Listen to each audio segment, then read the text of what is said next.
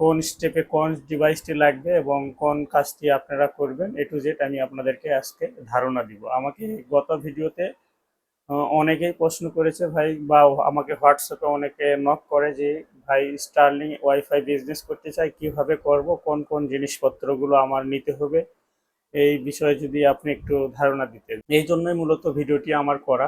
Wifi business করার জন্য আপনি প্রথমত লাগবে, যেহেতু আপনি ইউজার ম্যানেজমেন্ট করবেন, এই জন্য ইউজার ম্যানেজমেন্ট করার জন্য আপনার একটি মাইকোটিক লাগবে।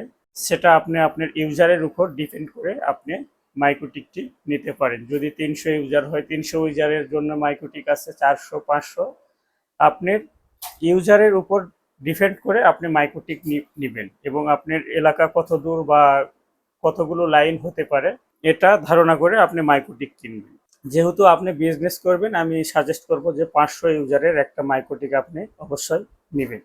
দ্বিতীয় স্টেপে আপনার যে ডিভাইসটি লাগবে সেটি হলো ওএলটি, অর্থাৎ আমরা যে ইউজারদের লাইন দিব কেবল থ্রু, সেটা পাওয়ার ম্যানেজমেন্টের জন্য আমাদের একটি ওএলটি লাগবে। সো এই ওএলটি আপনি প্রথম স্টেপে 4 পোর্টের একটি ওএলটি নেবেন, এবং এই 4 পোর্টের ওএলটি থেকে একটি ফোন থেকে আপনি 65 লাইন আপ করতে পারবেন, এবং 4টা ফোন থেকে আপনি 256টি লাইন আপ করতে পারবেন। নেক্সট যদি আপনার বিজনেস বড় হয়, সেক্ষেত্রে সেকেন্ড আরেকটা ওএলটি আপনি কিনে নেবেন। এরিয়া অনুযায়ী আপনাকে অপটিক্যাল ফাইবার কিনতে হবে, হতে পারে সেটা 5 কিলো, 10 কিলো, 20 কিলো।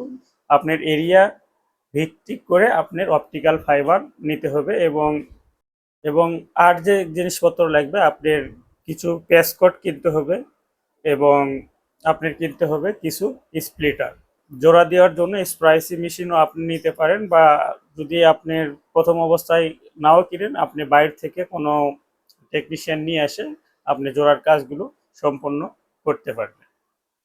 সো আশা করি আপনারা সকলে বুঝতে পারছেন, এবং স্টারলিং বিজনেস করতে এই ডিভাইসগুলি আপনার প্রয়োজন পড়বে। এবং যদি আপনি হটস্পট জোন করেন, হটস্পট জোনের ক্ষেত্রে আপনাকে মাইকোটিক থেকে তো হটস্পট সার্ভার আপনি কনফিগার করতে পারবেন। সো এটা নিয়ে আমার চ্যানেলে অলরেডি ভিডিও দেওয়া আছে, আপনারা চাইলে সেই ভিডিওটি দেখতে পারেন।